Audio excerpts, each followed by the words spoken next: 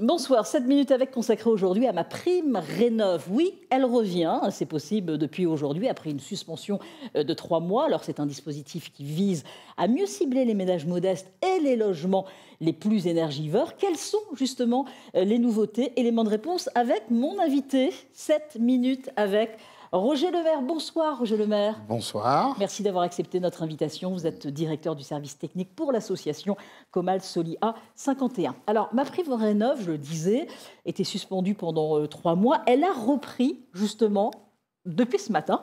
C'est évidemment une très très bonne nouvelle pour les propriétaires, évidemment, mais pour les entreprises aussi, parce que ça va faire du travail. Tout à fait. Alors, avant de parler peut-être de ma prime Rénov'... Il y avait quelques indications, voilà, parce que tout n'était pas arrêté, c'est ça? Voilà, c'est ça. Donc, l'ANA, l'Agence nationale de l'habitat, a plusieurs dispositifs financiers. Ma prime Adapt, pour tout ce qui est adaptation aux personnes âgées et handicap. Ma prime Logement décent, pour ce qui concerne l'habitat indigne, pour accompagner des propriétaires à remettre sur le marché des biens de qualité. Et puis ma prime Rénov'. Et au sein de ma prime Rénov', il y a 3 types de primes ma prime Rénov' qui existent. Ma prime Rénov' pour les copropriétés, qui n'a pas été suspendue. Ma prime Rénov' au geste, qui n'a pas non plus été suspendue.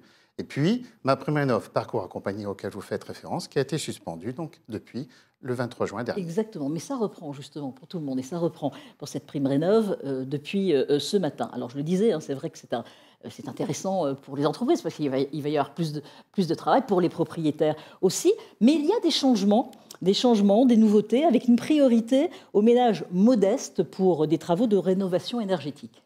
Donc ça, c'est par rapport à la remise en route du guichet, enfin la réouverture du guichet et la remise en route du dispositif pour que les propriétaires peuvent à nouveau demander ce dispositif. Donc ça concerne d'abord les plus modestes sur cette fin d'année seront concernés et les modestes avec les ressources, on va dire au-delà, modestes, intermédiaires et aisés pour ceux qui voient les différentes natures de plafonds de ressources, seront probablement remises en œuvre à partir de 2026. Oui, alors c'est donc véritablement pour des logements que l'on appelle passoires énergétiques, c'est-à-dire des logements classés E, F, G, des logements qui pourront bénéficier justement de ma prime et qui peuvent à partir d'aujourd'hui. C'est ça.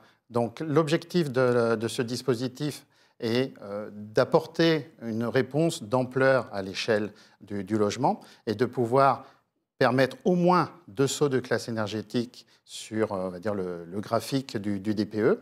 Donc, quand on part d'une classe G, au moins atteindre une classe E, voire mieux. Et puis pareil, grâce à ces travaux. Grâce à ces travaux. Donc ça, c'est l'objectif attendu par ce dispositif. Et d'intervenir sur les travaux d'isolation. Oui. Pour permettre, on va dire, d'éviter le côté passoire. Évidemment. Alors, il y a aussi certains travaux qui ne sont plus éligibles, hein, comme l'isolation des murs ou l'installation des chaudières biomasse en travaux isolés. Alors ça concerne ma prime Rénov' parcours au geste. Ouais. Donc ça sera à partir du 1er janvier 2026 où cette disposition va s'arrêter. Ça ne concerne pas ma prime Rénov' parcours accompagné, où là, il sera toujours possible d'isoler, toujours possible d'installer des chaudières de toute nature, sauf les chaudières qui concernent le gaz ou le fioul. Donc c'est pour ça que c'est toujours un petit peu compliqué de s'y retrouver. Il faut se renseigner, voilà, évidemment. On en parle, mais il faut aller se renseigner, évidemment. Alors, quels sont les montants des aides? On a parlé des ménages modestes qui sont concernés, mais en ce qui concerne les ménages aux revenus moyens et supérieurs, là, il y a des changements. Hein. Les aides sont révisées un petit peu. Alors, en fin de compte, il y avait une prime bonus sortie de passoire qui était de 10%, qui a disparu donc, depuis la reprise de ce dispositif. Grosso modo, on va aller sur des subventions, dans le cas du parcours accompagné, de 10 à 80%, selon le niveau de ressources des propriétaires. Et donc, ceux qui sont les premiers concernés, c'est ceux qui bénéficient de l'aide à 80%. Évidemment. Alors, comment faire lorsqu'on décide de profiter de cette aide MaPrimeRénov'? Qui contacter en premier? Où on se renseigne? Il faut être accompagné obligatoirement. Hein. Alors, dans tous les cas, se renseigner, c'est toujours la bonne idée, la bonne démarche. Dans ce cadre, il y a le réseau France Rénov', donc réseau qui est un réseau neutre, gratuit, auquel, on va dire, le Comal Solia adhère et participe dans donner l'information, donner les bons conseils. Donc, avant d'aller sur Internet, tomber sur des sites divers et variés, prendre des sites comme celui de MaPrimeRénov' et les sites de l'ANA. Surtout faire attention de ne pas tomber sur des sites qui ensuite... Faux. Alors, et où il y aura surtout du démarchage et éventuellement Évidemment. des potentielles fraudes le cas échéant. Il faut créer un compte sur le site MaPrimeRénov' pour demander l'aide?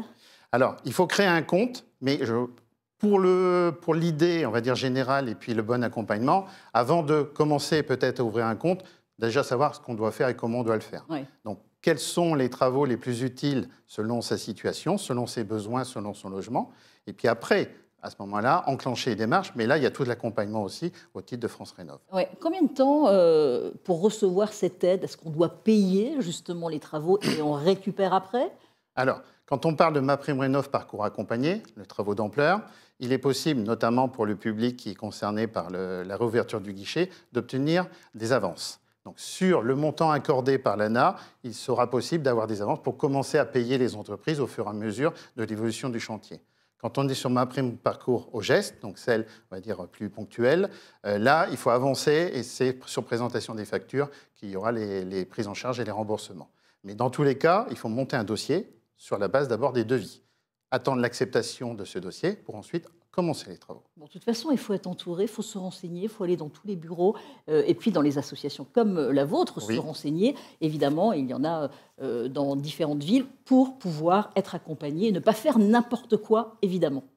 Et puis, on est un réseau national, nous sommes des associations, donc à but non lucratif. Notre but, c'est vraiment d'accompagner, d'aider les propriétaires. Et puis, il faut se renseigner sur le site officiel de MaPrimeRénov', C'est ça. évidemment, et dans les associations comme les vôtres. Attention, attention, justement, aux arnaques sur les sites. Tout Et à il y fait. en a souvent beaucoup. Merci, Roger Lemaire, d'avoir accepté notre invitation. Vous êtes directeur du service pour l'association Comal Solia 51.